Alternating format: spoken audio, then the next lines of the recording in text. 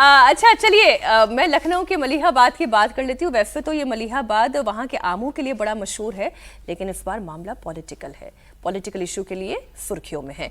पारसी समाज और मुस्लिम समुदाय के बीच यहाँ घमासान छिड़ा हुआ है और वजह यह है कि एक ऐतिहासिक धार्मिक स्थल है।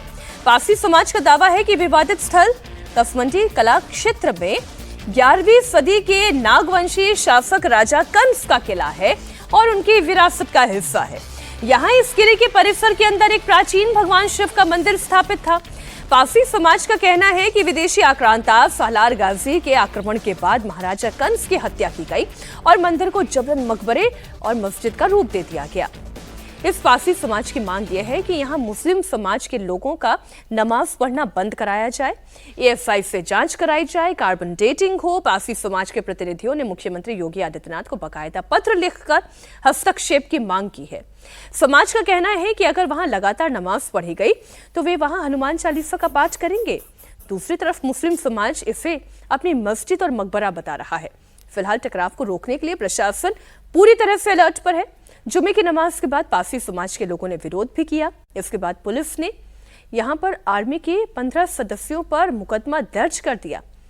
इसे लेकर भी पारसी समाज के लोगों में बड़ा गुस्सा है। मुझे तो इस 27 के वोट का नया गणित दिखाई दे रहा है। सज्जन जी, पारसी वर्सेस मुस्लिम, अब बताइए इसमें राहुल गांधी और अखिलेश यादव कहां से, किस एंगल से अपना दलित प्रेम लाएंगे?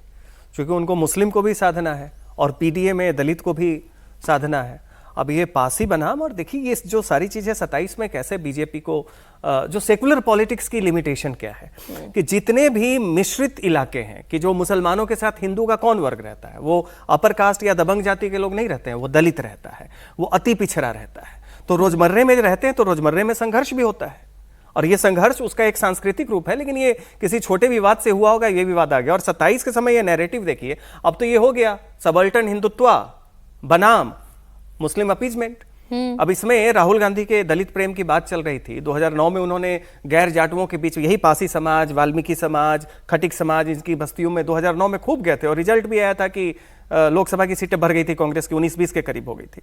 अभी की स्थिति में देखिए ये सारा का सारा 27 के लिए एक नैरेटिव में ये सब चीजें आएंगी। होता क्या है कि कोई ना कोई वहां पे होता है, उस समाज का अचानक से मुद्दा है जिसे दिखता है कि अभी चुनाव का समय है, अभी ये मुद्दा डालो और अभी इस पे अटेंशन आएगा, पॉलिटिकल पार्टी जाएंगी, ये समाचार बनेगा और ये 27 तक इस तरह की घटनाएं बढ़ती जाएंगी। तो सीधी सी बात है कि PDA में ये चीज मसला जो है कि जहां पे पारसी बनाम दलित बनाम मुसलमान का द्वंद्व होगा, पिछड़ा बनाम मुसलमान का द्वंद्व होगा, ये तो भाजपा की स्ट्रेटेजिक ये चॉइस भी होती है कि सपा का बसपा का मुस्लिम MLA होता है, उधर से पिछड़ा अति पिछड़ा बीजेपी MLA फील्ड करती है, तो उसमें एक हिंदू वोटों का एक ध्रुवीकरण होता है।